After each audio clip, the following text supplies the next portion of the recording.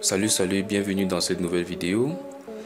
Vous avez été nombreux à m'écrire pour demander comment je fais pour changer les textures, notamment à travers le projet A à Z que nous avons réalisé ensemble sur cette chaîne YouTube. Dans cette vidéo, je propose de vous montrer comment on fait pour changer les textures ou pour mettre des textures de façon simple et efficace dans ce fabuleux logiciel. Si vous me découvrez pour la première fois, je vous conseille de faire deux choses: de vous abonner à cette chaîne, d'activer la cloche de notification pour ne rater aucune des prochaines vidéos que je poste sur cette chaîne fréquemment. Sans plus tarder, commençons.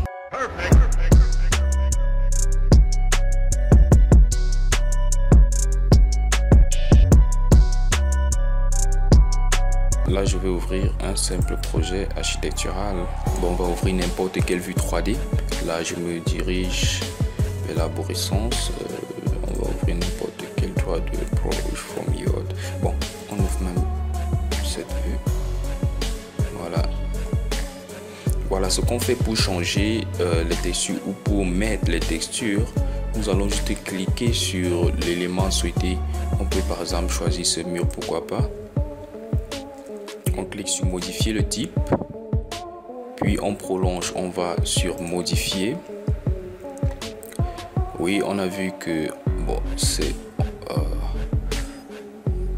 oui, on modifie son état de finition. Là, on clique sur les trois points qui est à côté du nom. Oh, j'ai double-cliqué pour rien. Ok. Là, on se dirige à l'onglet apparence. Voilà, c'est dans apparence que tout va se jouer.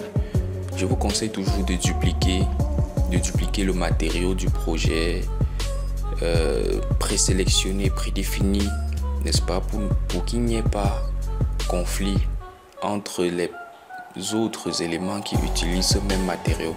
Donc ce qu'on va faire à ce niveau, on va juste faire un clic droit pour dupliquer ce type et donner le nom souhaité, n'est-ce pas, en fonction de la texture qu'on va imposer. Bon, là par exemple, juste à titre d'exemple, comme je vais mettre du top, je mets 0. Je mets 0 pourquoi? Je mets 0 pour que le nom de ma texture soit priorisé dans ces listes de matériaux. Donc je mets 0. Top. Ok, par exemple, pourquoi pas. Et là, je me dirige à l'onglet couleur.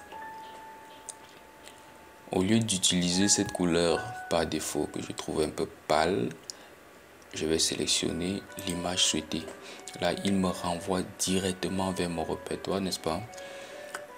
Il y a cette fenêtre qui s'ouvre. Là, on va sélectionner une image qu'on veut bien appliquer comme texture. Voilà, je vais sélectionner une image, texture que j'aime bien. Libre à vous, vous pouvez sélectionner n'importe quelle texture, n'est-ce pas, selon vos souhaits, selon vos affinités, selon ce que vous voulez. Ok. Lorsque cela est sélectionné ainsi, on n'a juste qu'à valider. Et vérifier comment ça se comporte. Voilà. Bon, là, il faut passer en mode réaliste pour voir un peu l'impact réel. Là, vous voyez que c'est assez minuscule. Lorsqu'on passe en mode réaliste, ce qu'on doit faire, c'est changer l'échelle. On doit changer l'échelle pour avoir quelque chose de plus visible. Ok, donc je vais modifier le matériau qu'on vient de créer.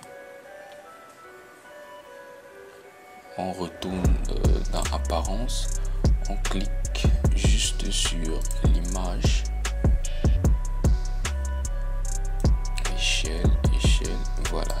On est au niveau de l'échelle, on va modifier en largeur et en hauteur. Donc là c'est à 304 mm, c'est assez minuscule. Je vais aller un truc comme 6000 en largeur et également en hauteur. Ok, une fois fait, je clique sur terminer, puis je clique sur OK.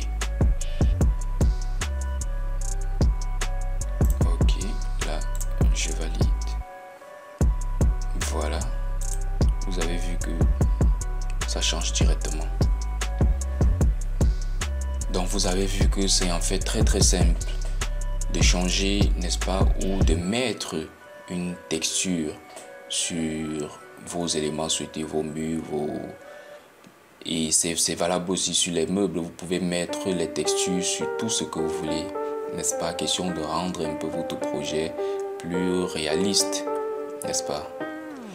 Ok, c'est tout pour cette vidéo. Si vous avez vu jusqu'ici, n'est-ce pas, n'hésitez pas à me mettre un like, n'est-ce pas, ça fait toujours plaisir. Et n'oubliez surtout pas, si cela n'est pas encore fait, de vous abonner en activant la cloche de notification pour ne rater aucune des prochaines vidéos que je vais poster sur cette chaîne.